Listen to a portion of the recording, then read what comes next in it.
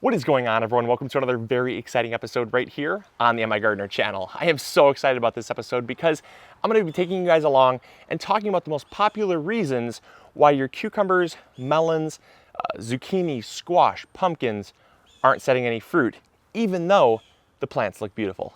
Let's go.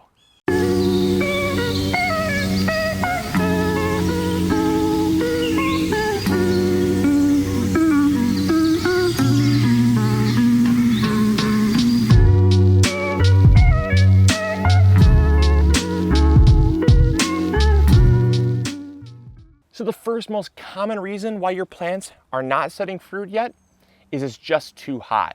This is one of the more common reasons because of the fact that pretty much anything in the cucurbita family, they all fruit the same. And they all have a male and a female flower. The male flowers are seen by just a regular stem, and a real big open flower. The females will have a nice large flower, but you'll see a tiny little cucumber or a tiny little pumpkin or a tiny little watermelon. The fruit is actually attached underneath the flower itself. That's what characterizes a female flower. So they all have male and female flowers, and they require pollination from the male flower to the female flower in order to set fruit. However, during hot weather, the issue and the biggest downfall with cucurbita crops is that their pollen actually is rendered sterile at a very low temperature. Low in terms of other crops. You know, with peppers and tomatoes, 95 to 100 degrees is that sterilization point. However, I had an ant crawling on my leg. Thanks. Anyways, so with cucurbita crops, they are actually rendered sterile at around 85 to 90 degrees, meaning that even if the pollen is transferred from a male flower to a female flower, fruit set won't occur. And so one of the things that we have to do is we have to either use shade cloth or patience. This is something that's really difficult to do as gardeners, but it just takes patience sometimes to wait for the cooler weather to occur.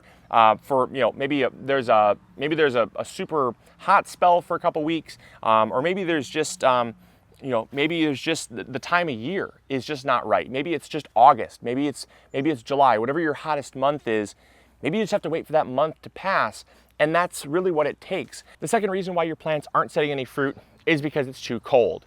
Temperature plays a huge role in the pollination and fruit set of your cucurbita crops. Anytime you have a male and a female flower, it requires pollination of that male flower to that female flower. And the issue is that not that the pollen is rendered sterile, like when it's hot, it's that there's very little pollinators when it's cold. Anything below 60 degrees, a lot of the pollinators are pretty much like, hey, I'm gonna just wait until it warms up. So they'll either be in their nest or finding some warmth source until it warms up. And so if it's really early in the season, early June, late May, and you've got a really early start to your garden, and your plants are looking great and they're ready to start fruiting and flowering, but they're not setting any fruit, that's a big problem. That's one of the biggest causes for fruit not being properly set. And the other issue is that if you get a cold spell, we'll get cold spells in July, even August, even in our hottest months of the year. Sometimes it'll dip really down and people will be wearing hoodies, the whole day. Well, insects don't have the ability to put on hoodies. They just simply say, I'll take a rain check for the day. I'll wait till it warms up. And if your plants are fruiting and flowering right then and there, the pollen doesn't wait for the weather to warm up. It's just that time in the life cycle, it starts fruiting and flowering. And if the pollinators aren't ready to come out and pollinate, you can't beg them to come out. They're not going to come out. It's just not the conditions for them. And the two have to coexist. And so that can sometimes happen as well. And so if anything's below 60 degrees, you can kind of chalk up some of the lack of fruiting and flowering to pollination issues due to it being too cold. So the third reason is a very common one, and it's actually a good problem to have, but it can cause some negative side effects. And that is that the plant is too healthy. You see, these two black beauty zucchini plants are absolutely insane. In fact, these are some of the healthiest black beauty zucchini plants that we've ever had. I mean, they are just absolutely massive. And one of the things that happens when you have a lot of foliage is it prevents airflow and it blocks flowers. We've talked about this in an episode that I'll post a link in the description box below to, where pruning your plant can actually help to alleviate some of the blockage when it comes to airflow and visibility that can happen with a really healthy plant. Too much foliage can be a bad thing in that the flowers are yellow, they're open, they're big, but if you have nothing but a green shield over top of those flowers, bees and butterflies flying overhead, they look for those color signals, and that's naturally what they hone in on, are those flowers. And so if you have a really healthy plant with a ton of foliage, sometimes they just can't even see the flowers, and that can cause pollination issues. So make sure you prune your plants, make sure you expose some of those flowers, open up the plant. It's not only going to guarantee you a healthier plant in the future, it's going to help you reduce disease, fungus issues, blossom end rot and things like that, but it's also going to open up those flowers and help increase the pollination. The fourth most common reason why your plants are not setting any fruit, but the plants are super healthy, are because of pests. Now, not pests that are damaging your plants, because remember, your plants are beautiful, they're healthy, they're looking great, but they're just not setting any fruit. It's because the pests are damaging the flowers and the pollen, not the plant, but the flowers and the pollen. So again, this goes back to pollination. Now, the three pests that can do this are slugs, snails, and ants. They affect the flower in different ways.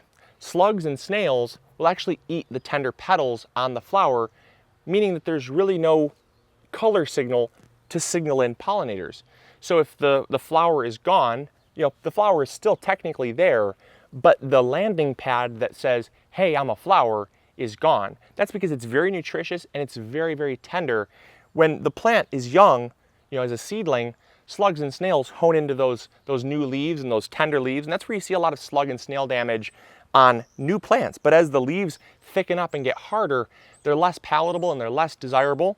So they go towards more tender things, meaning the petals on your plants. So those are the things that that kind of are required to set fruit properly, is a nice landing pad, a color signal that says, hey, I'm here. Ants, on the other hand, don't touch the petals, they don't eat the petals, but they eat the pollen inside the petals. Pollen on cucurbita crops is very, very large in comparison to peppers and tomatoes, where it's just kind of like fine dust. They have some really large pollen spores, and that actually is a food source for ants. Ants will come and they'll actually pick those up, and you can actually see pictures of ants carrying pollen spores. The pollen clusters are so large on, say, like pumpkins and squash and anything like that.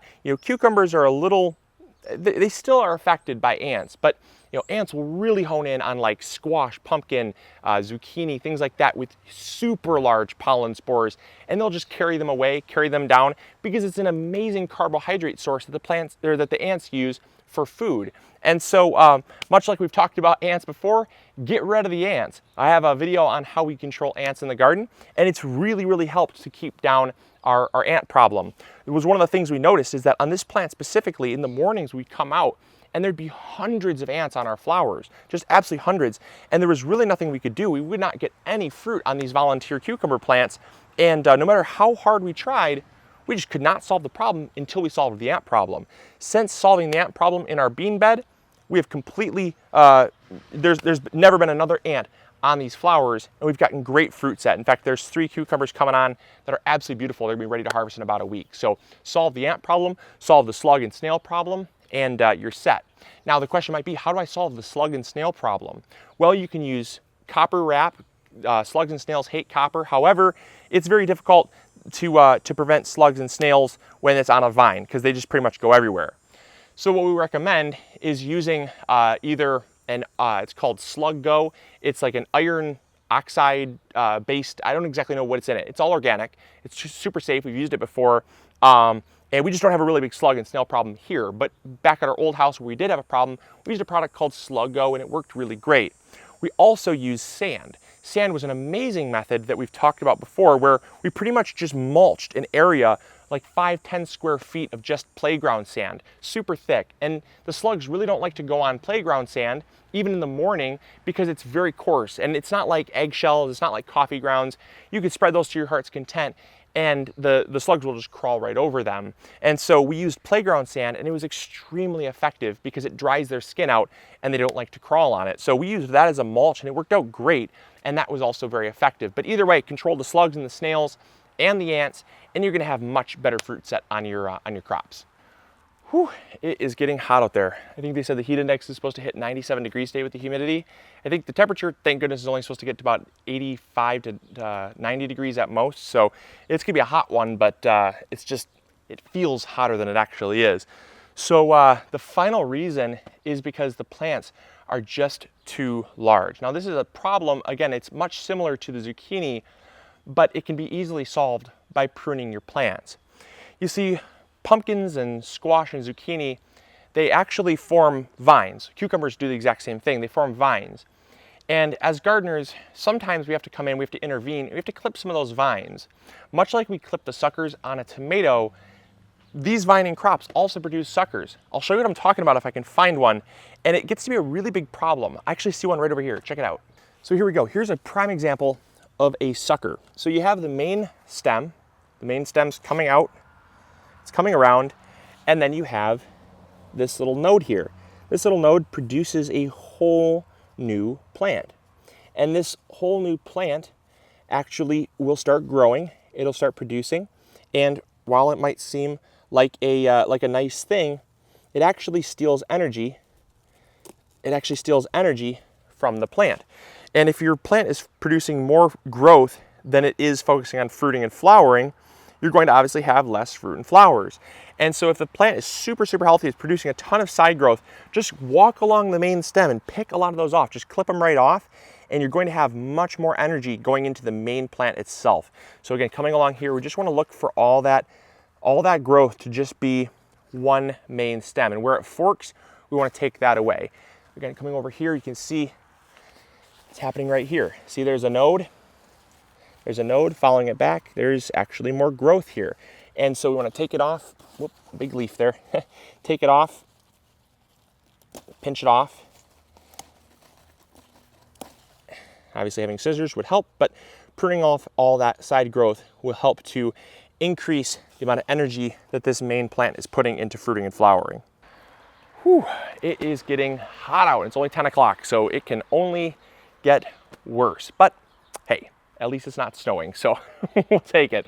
All right, I hope you guys enjoyed. I hope you learned something new. As always, this is Luke from the MIgardener channel, reminding you to grow big or go home. Like this video if you did. Throw a comment down below if you learned something new and what you learned, or if I missed something that you've noticed in the past that prevented your crops from flowering. I hope you guys enjoyed. We'll catch you all on tomorrow's episode. Grow big or go home, everyone.